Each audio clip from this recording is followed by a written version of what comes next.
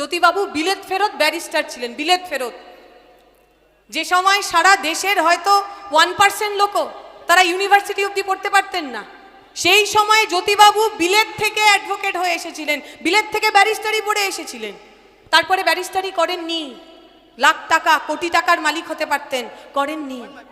সমস্ত কিছু ছেড়ে দিয়ে রেলের যে কর্মী, রেলের যে হকার, তাদের নিয়ে আন্দোলন করেছেন। তাহলে আমাদের পার্টি যারা করেন, আমাদের পার্টি করার প্রথম শর্ত হলো দিতে শিখতে হয়, নিতে শিখতে নেই। আমাদের পার্টি করার প্রথম শর্ত হলো রাজনীতি যখন করতে আসতে হয় মনের মধ্যে একটা স্বপ্ন থাকতে হয়, একটা আদর্শ থাকতে হয়, মনের মধ্যে সমাজ বদল করার ইচ্ছা থাকতে হয়। খালি পকেট ভরতে হলে হয় না। আজকের দিনে দাঁড়িয়ে তৃণমূল আমাদের সমাজের মধ্যে যে রোগটা ঢুকিয়ে দিয়েছে, সেই রোগটা হলো আদর্শহীনতা।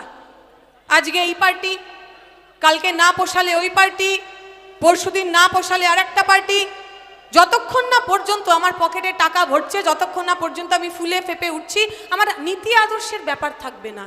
এই পার্টি থেকে ওই পার্টি, সেই পার্টি থেকে ওই পার্টি করতে পারবো।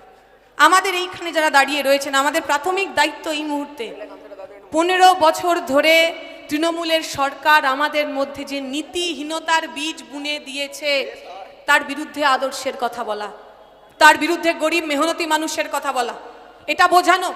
আমি এমএলএ হই, এমপি না হই, আমার অ্যাসেম্বলিতে, আমার পার্লামেন্টে একটা সদস্য থাকুক অথবা না থাকুক, তবুও গরিব মানুষের জন্য, খেটে খাওয়া মানুষের জন্য আমাকে রাজনীতি করতে হবে।